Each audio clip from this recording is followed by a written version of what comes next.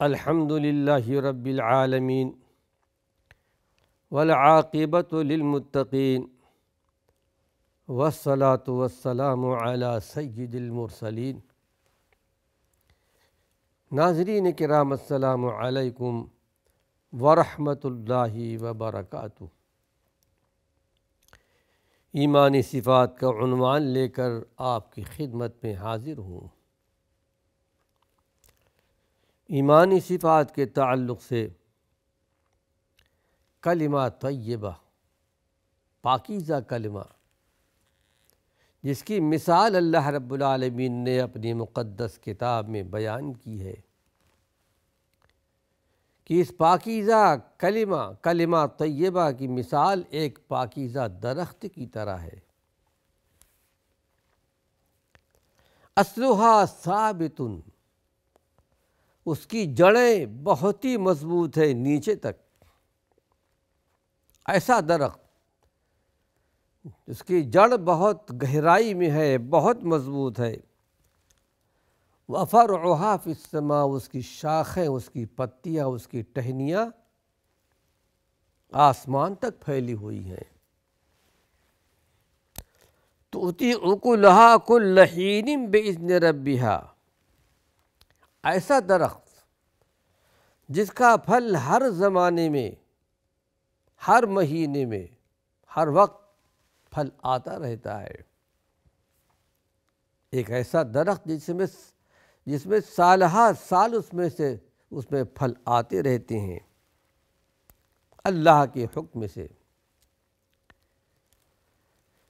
وَيَضْرِبُ اللَّهُ الْأَمْثَالَ لِلنَّاسِ، اور اسی طرح اللہ رب العالمین لوگوں کے لیے مثالیں بیان کرتا ہے تاکہ یہ لوگ نصیحت حاصل کر لیں۔ یہ کلمہ طیبہ کی مثال اللہ نے بیان کی ہے پاکیزہ درخت کے ساتھ۔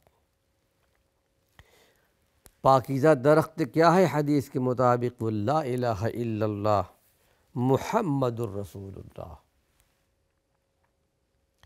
بغیر محمد الرسول اللہ کے یہ پاکیزہ کلمہ پورا نہیں ہوتا۔ ایک اللہ کی عبادت کا اقرار اور اس بات کا اقرار کہ محمد صلی اللہ علیہ وسلم اللہ کے رسول، اللہ کے پیغمبر ہیں۔ کلمہ طیبہ اس درخت کے مانند ہے، اور ایسا درخت 4 صفتیں بیان کی گئی ہیں اس درخت کی، اس میں 4 اوصاف ہیں۔ ایسا درخت ہو کہ شکل و صورت میں درخت اچھا نظر آئے، خوشبو والا ہو، سائے دار درخت ہو، پھل پھول کے لحاظ سے بھی عمدہ ہو۔ دوسری بات یہ کہ اس کی جڑ زمین کے اندر خوب جمی ہوئی ہو، کہ آندھیوں کا یعنی طوفان آئے تو آندھیوں کے طوفان کا مقابلہ کر سکے، وہ درخت اپنے مقام پر اپنے جڑوں کے ساتھ قائم اور مضبوط رہے۔ تیسری بات یہ کہ اس کی شاخیں اور پتیاں بلند ہوں، پھیلی ہوئی ہوں۔ چوتھی بات یہ ہے کہ اس میں ہمیشہ پھل آتے ہوں، ہر وقت پھل تیار ہوتے ہوں، کسی وقت پھل سے خالی نہیں رہتا۔ ایسا درخت بہترین درخت ہوتا ہے۔ ایسے درخت کے ساتھ مثال دی اللہ رب العالمین نے پاکیزہ کلمہ کے ساتھ، کلمہ طیبہ کے ساتھ، کہ اس کے اندر بھی یہ 4 اوصاف موجود ہیں کلمہ طیبہ کے اندر۔ پہلی بات تو کہ اس کے اندر جو لذت و کیف ہے، جو سرور ہے، جو فرحت ہے، اصحاب ذوق ہی اس کو سمجھ سکتے ہیں۔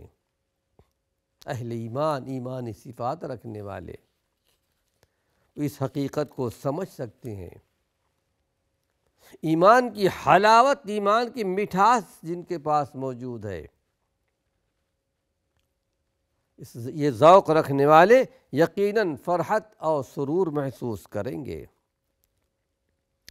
دنیا کی بہترین غذاؤں میں وہ کیفیت، وہ سرور ان کو وہ چیز نہیں مل سکتی جو کلمہ طیبہ کے اندر ہے، اس لیے کہ یہ روحانی غذا ہے۔ حضرت عمرو بن عاص رضی اللہ عنہ مقدس صحابی رسول ہیں، انتقال کا زمانہ قریب ہے، دنیا سے جا رہے ہیں۔ جو حاضرین تھے ان کے سامنے بیان کرتے ہیں، میں اللہ کی سب سے بڑی نعمت اللہ کے پاس لے کر جا رہا ہوں، میرے پاس یہی نعمت ہے، اشہد ان لا الہ الا اللہ واشہد ان محمد رسول اللہ۔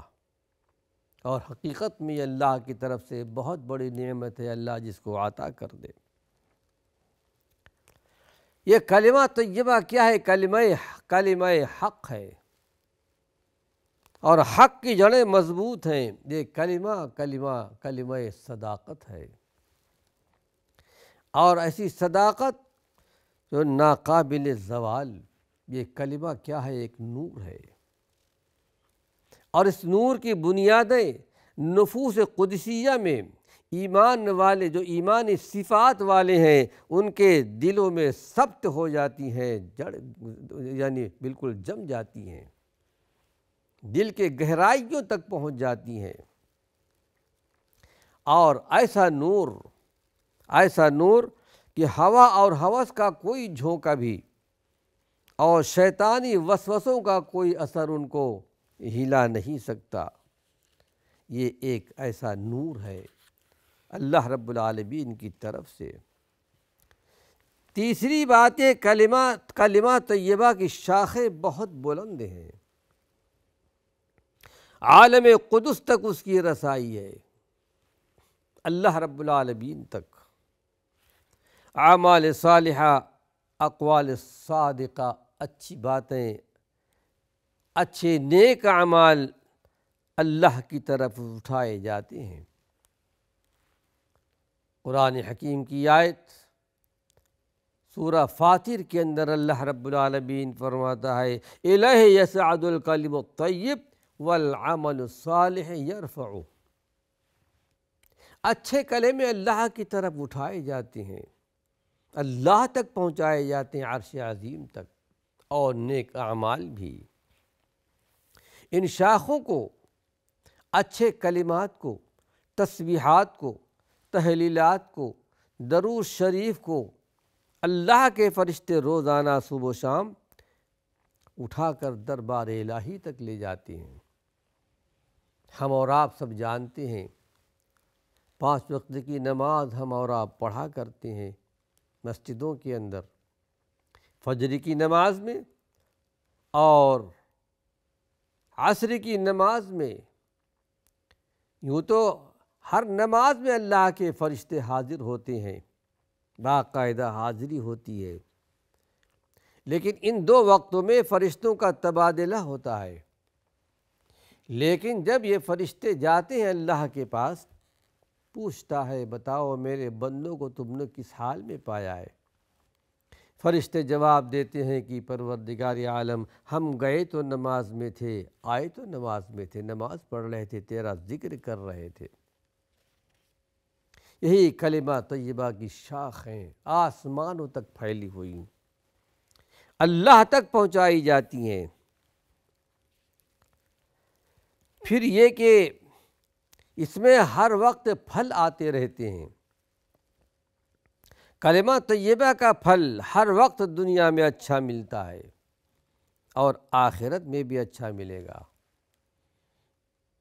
اس کلمہ طیبہ کا پھل یہ ہے کہ پروردگار عالم اسی کلمے کی برکت سے روزیاں دیتا ہے، بھلائیاں دیتا ہے، اپنے فضل سے، اپنے رحم و کرم سے نوازتا ہے، ترقی دیتا ہے، عروج پر پہنچاتا ہے۔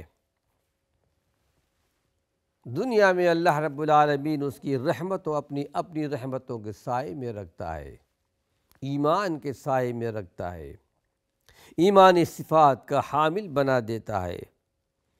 پھر آخرت میں پروردگار عالم اسے جنت میں داخل کر دیتا ہے، جنت کی نعمتیں اسے حاصل ہوتی ہیں، اور وہ جہاں اللہ کا دیدار بھی کرے گا۔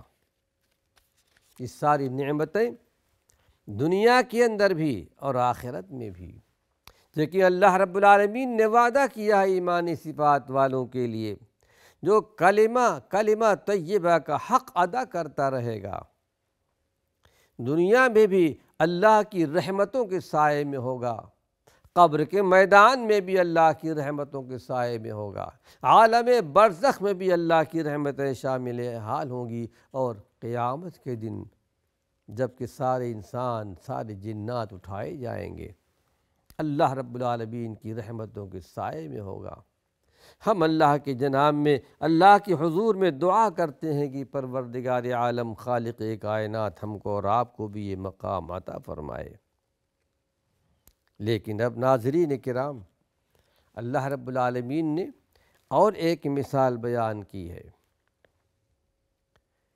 وہ مثال ہے ایک برے درخت کی۔ برے یعنی کلمہ خبیثہ کیا ہے؟ ایک تو کلمہ طیبہ اشہد ان لا الہ الا اللہ و اشہد ان محمد رسول اللہ۔ کلمہ خبیثہ کیا ہے؟ یہ شرک کی مثال ہے، اللہ کو چھوڑ کر غیروں کی پوجا پاٹ کرتا ہے۔ جیسے کوئی بشکل درخت ہو جس میں نہ سرسبز ہو، نہ اچھے پھل ہو، نہ خوشبودار ہو، نہ اچھا مزہ ہو، نہ اس کا کوئی سایہ ہو، نہ اس کا کوئی فائدہ ہو، اس کی جڑیں بھی مضبوط نہ ہو، ایک ہوا کا جھونکا آتا ہے اور اسے درخت کو گرا دیتا ہے۔ تو اسی طرح مشرک، اللہ کے ساتھ شرک کرنے والا، جس کے پاس ایمانی صفات نہیں ہے، اس کی مثال اللہ رب العالمین نے کلمہ خبیثہ کے ساتھ کیا ہے، ایک برا درخت ہے۔ آج یہ کچھ حدیث آپ کے سامنے پیش کر رہا ہوں کلمہ طیبہ کے تعلق سے۔ حضرت عائشہ صدیقہ رضی اللہ عنہا، اللہ نے علم و فضل میں بڑا درجہ، بڑا مقام دیا تھا۔ آپ 19 سال کی تھیں کہ اللہ کے پیارے پیغمبر محمد صلی اللہ علیہ وسلم کا انتقال ہو گیا، اور 10 سال آپ کے ساتھ، تقریباً 9 سال یا 10 سال آپ کے ساتھ رہی تھیں، اور اس سے پہلے بھی بہت ساری احادیث آپ سے سنی، اور آپ کے ساتھ بھی بہت ساری احادیث سنتی رہیں، یاد رکھتی تھیں، فتوے دیا کرتی تھیں، احادیث بیان کرتی تھیں، اللہ کے پیارے پیغمبر صلی اللہ علیہ وسلم سے سوالات کرتی تھیں۔ ایک مرتبہ سوال کر لیا، کہتی ہیں میں نے کہا اللہ کے رسول صلی اللہ علیہ وسلم، اس امت کا امتحان قبروں میں لیا جائے گا، قبروں میں امتحان ہوگا، پوچھا جائے گا من ربک ما دینک من نبیک۔ میں ایک ضعیف کمزور خاتون ہوں، عورت ہوں، بتائیے کہ میرا کیا حال ہوگا۔ ازواج مطہرات میں آپ کا شمار ہوتا ہے، بڑے فضائل آپ کے موجود ہیں احادیث کے اندر۔ کہتی ہیں میرا کیا حال ہوگا، تو اللہ کے رسول صلی اللہ علیہ وسلم نے تسلی دیتے ہوئے ارشاد فرمایا کہ عائشہ، آپ نے آیت تلاوت فرمائی کہ سورہ رعد کی کہ یثبت اللہ الذین آمنوا بالقول الثابت فی الحیاۃ الدنیا وفی الآخرہ۔ اللہ رب العالمین ایمان والوں کو ثابت قدم رکھتا ہے، یا ثابت قدم رکھے گا، ثابت قول کے ساتھ، دنیا میں بھی اور آخرت میں بھی۔ ثابت قول سے مراد آپ نے ارشاد فرمایا کہ وہ اشہد ان لا الہ الا اللہ و اشہد ان محمد رسول اللہ، یعنی دنیا میں جو اس کا اقرار کرے گا کلمہ توحید کا، اور اس کے مطابق عمل کرتا رہے گا، قبر کے میدان میں رب ذوالجلال اس کی حفاظت فرمائے گا۔ اس کلمہ طیبہ کی برکت سے آپ نے تسلی دی عائشہ صدیقہ رضی اللہ عنہا کو۔ ایک روایت ہمیں اور ملتی ہے عثمان غنی رضی اللہ عنہ کی کہ اللہ کے رسول صلی اللہ علیہ وسلم کا معمول تھا کہ جب آپ میت کو دفن کرنے سے فارغ ہوتے تو آپ ارشاد فرماتے کہ ٹھہر جاؤ۔ آپ ٹھہر جاتے اور ساتھیوں سے کہتے اپنے بھائی کے لیے استغفروا لاخیکم، اپنے بھائی کے لیے بخشش کی دعا مانگو۔ فَإِنَّهُ الْآنَ يُسْأَلُ، یعنی اب اس سے سوال کیا جائے گا، اب اس سے پوچھا جائے گا، اس کے لیے دعائے تثبیت کرو، یعنی ثابت قدم رہنے کی اس کے لیے دعا کرو۔ یعنی وہ ہے کلمہ لا الہ الا اللہ محمد الرسول اللہ، یعنی اللہ رب العالمین کو جواب دینے کی، صحیح جواب دینے کی توفیق عطا فرمائے قبر کے میدان میں۔ برا بن عازب کی روایت یہی ہے کہ جب مومن سے قبر میں سوال کیا جاتا ہے تو وہ بھی یہی جواب دیتا ہے اشہد ان لا الہ الا اللہ۔ ایک روایت ہمیں اور ملتی ہے کہ تمام ذکروں میں سب سے بہترین ذکر، افضل الذکر لا الہ الا اللہ۔ اس کی سند بھی بہت صحیح ترین سند ہے۔ وقت ختم ہو چکا ہے۔ ناظرین کرام، اللہ نے چاہا کچھ اور مفید باتیں اپنے آئندہ درس میں پیش کروں گا۔ وآخر دعوانا ان الحمد للہ رب العالمین۔